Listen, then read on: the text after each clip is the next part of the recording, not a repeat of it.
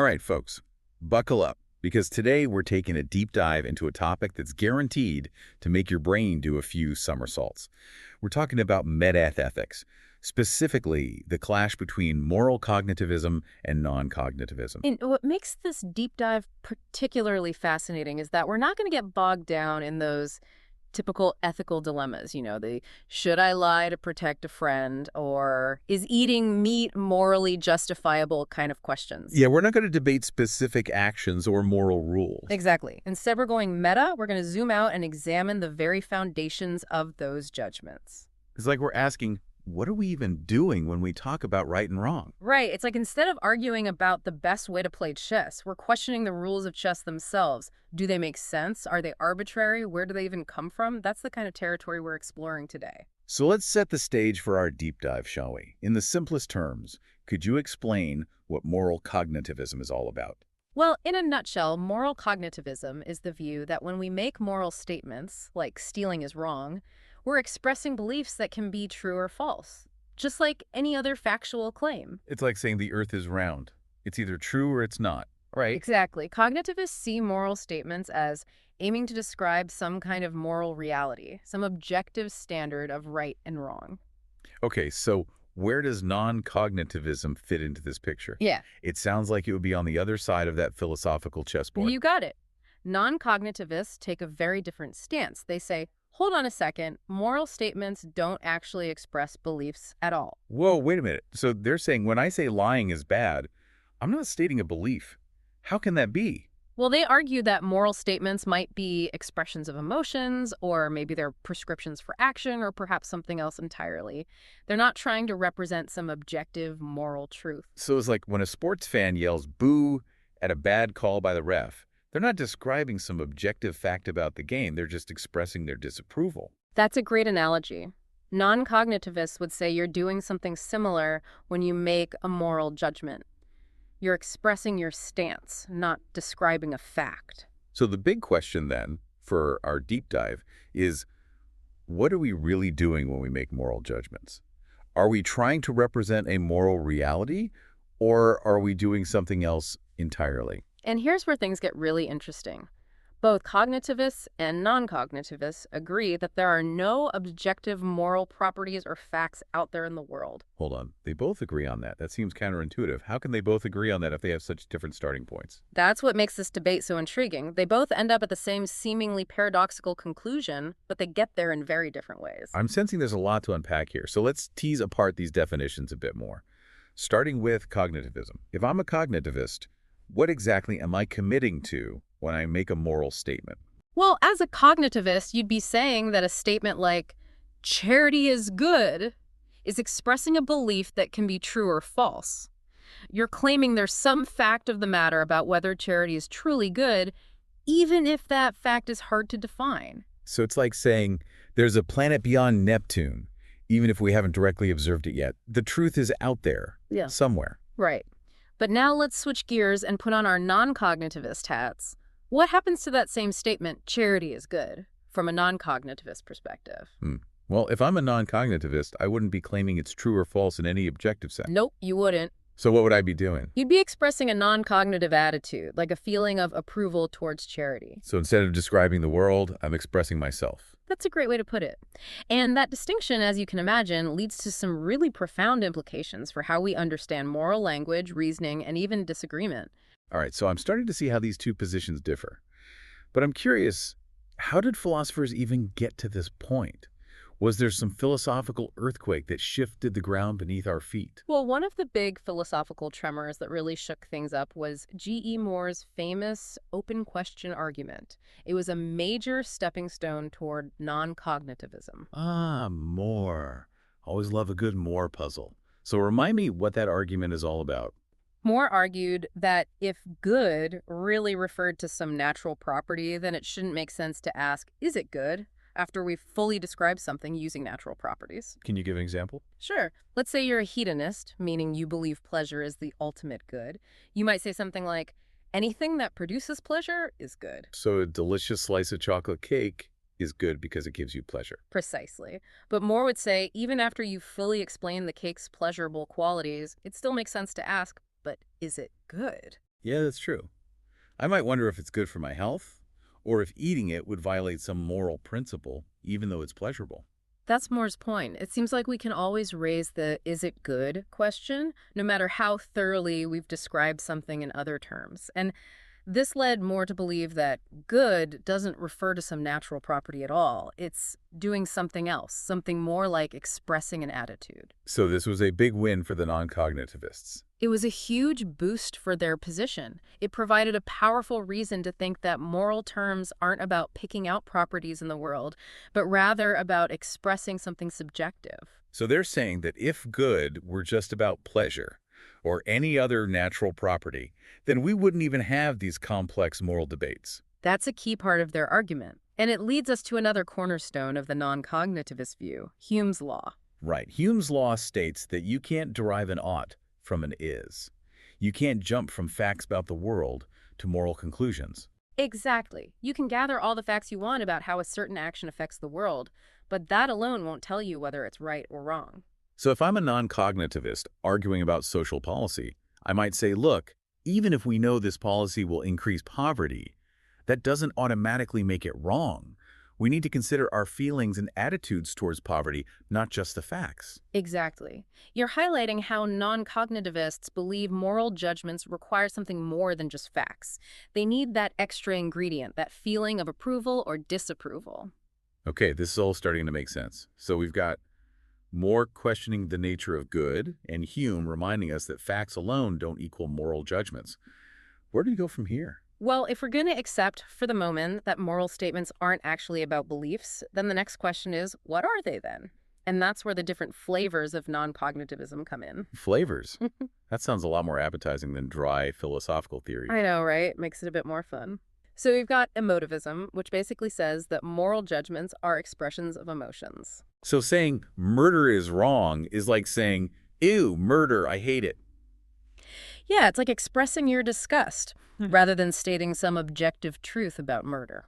Interesting. Okay, what other flavors do we have? We've also got prescriptivism. This one sees moral statements as a kind of command. Ah, okay, so instead of murder, yuck, it's more like don't murder. Precisely. It's like giving an order or instruction rather than describing the world. I see. So it's less about feelings and more about telling people what to do. Exactly. Think of it like a moral rule book, a guide for action. All right, so we've got emotivism, all about emotions, and prescriptivism, all about commands.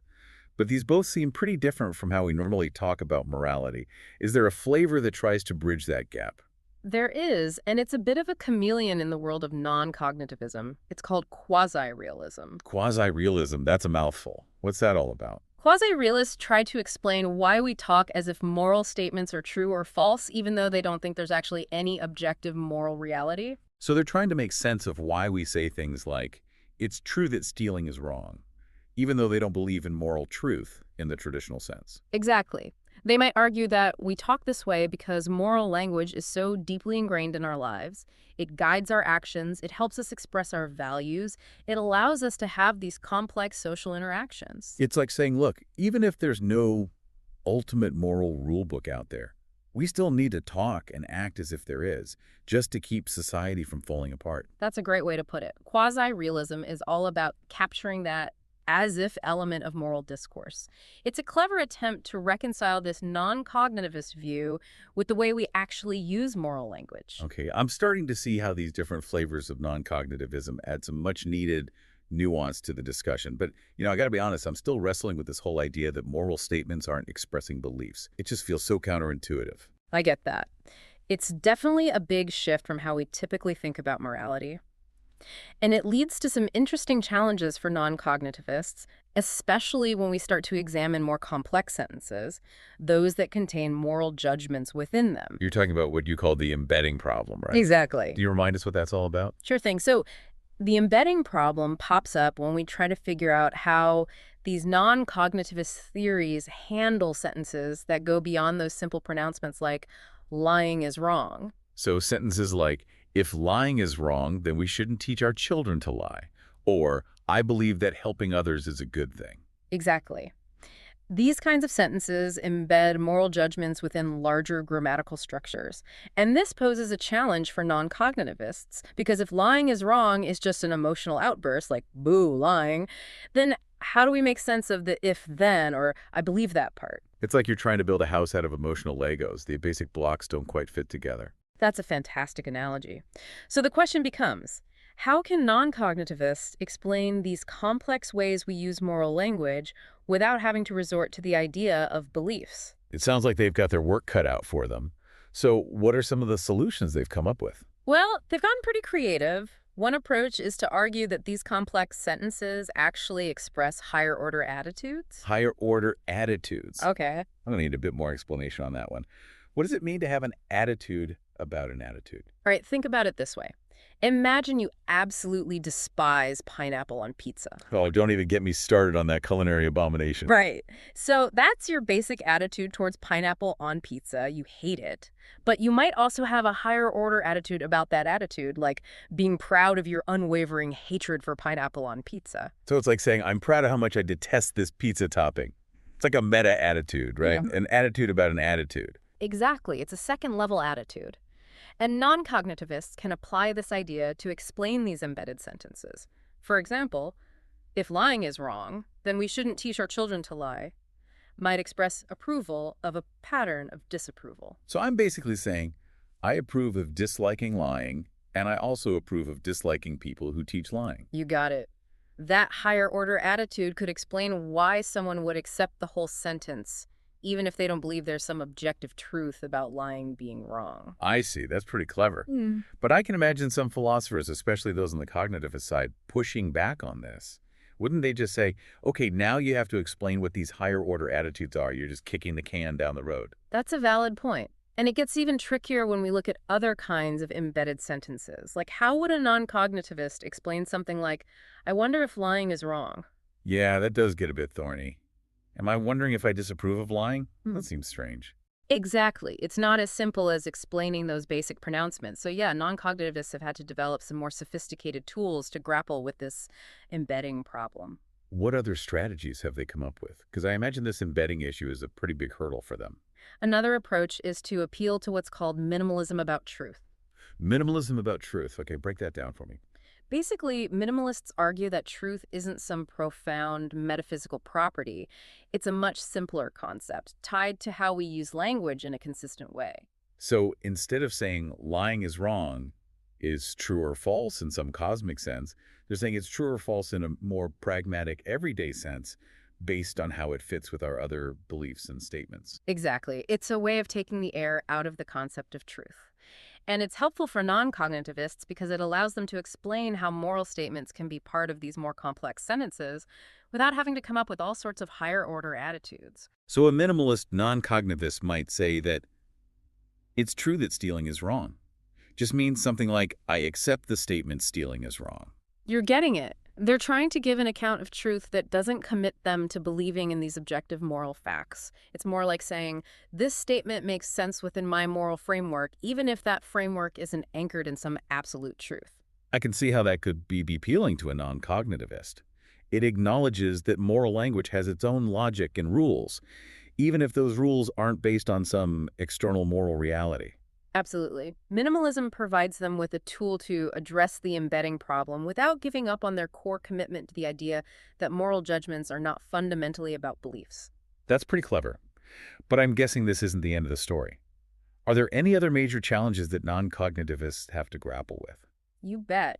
There are plenty more philosophical hurdles they have to clear, but that's what makes this whole debate so engaging. It pushes us to really question our assumptions about what morality is all about. Okay, so we've seen how non-cognitivists deal with some pretty tough philosophical questions. But I'm wondering, do they have any arguments in their favor? Any positive reasons to think their view is right, not just ways of dodging objections? Oh, absolutely. They've got some compelling arguments up their sleeve. Some of them come from really fundamental questions about, like, what's real and how we fit into the universe. One big motivation for non-cognitivism is the idea of naturalism. So naturalism is this view that everything can be explained by natural laws and processes, no need for any supernatural stuff. Exactly, and that's super appealing to many non-cognitivists. They say if you're on board with this naturalistic picture of the world, then you should be really skeptical about weird, non-natural moral facts just floating around. It's like saying, look, we can explain how galaxies formed, how life evolved, even how the human brain works, all through natural processes. Why do we need to throw in moral facts too? Right, it seems like a stretch. Non-cognitivists argue that adding these extra non-natural things is messy, and it doesn't really fit with the scientific view. So instead of trying to squeeze moral facts into our scientific picture, they reinterpret what we're doing with moral language. Yeah. Non-cognitivism lets you keep talking about morality without having to invent these mysterious moral properties. You get to keep the moral talk without cluttering up your picture of what exists. I can see how that would be a big plus for folks already leaning toward a naturalistic worldview. It's a pretty elegant solution. hmm Are there any other arguments for non-cognitivism that go beyond responding to critics? Oh, yeah, there are. Another one centers on this idea called motivational internalism. It's the idea that there's this close connection between our moral judgments and our motivations to act. It's like if you genuinely believe something's morally wrong, you should at least feel some pull not to do it. Like if you believe lying is always wrong, you shouldn't be, out there lying all the time. Right, exactly. Now, cognitivists, they have to do some fancy footwork to explain how just a belief about something being wrong can have this motivational force. It seems like beliefs by themselves don't always push us to act. Yeah, you could believe exercise is good for you, but still end up on the couch all day. Belief doesn't always translate into action. Exactly.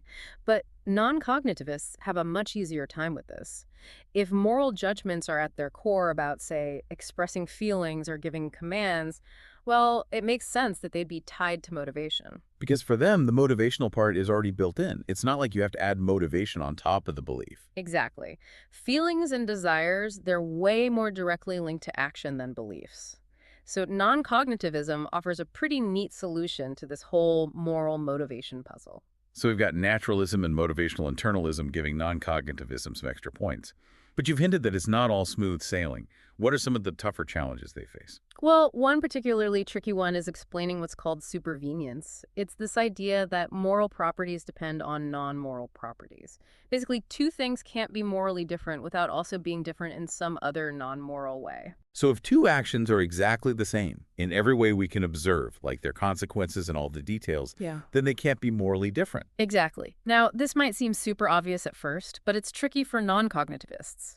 If moral judgments are all about expressing our attitudes, then why should our attitudes be constrained by these non-moral facts about the world? Seems like I should be able to approve or disapprove of anything, regardless of the details of the situation. That's the worry. So non-cognitivists have to explain why supervenience holds, why our moral judgments can't just be completely detached from the facts on the ground. What have they come up with to handle that? Sounds like a tough one.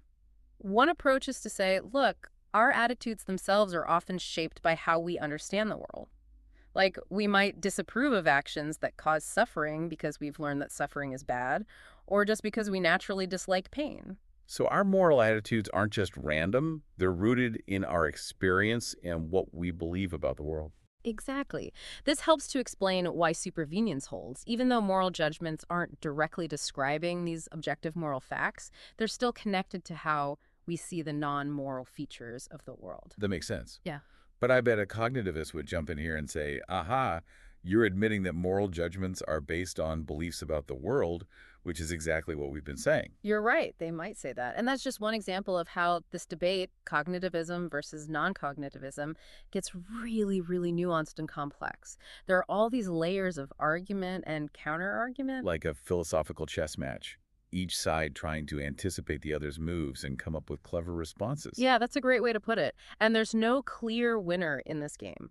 Both cognitivism and non-cognitivism have their strong points and their weaknesses, their good arguments and their challenges.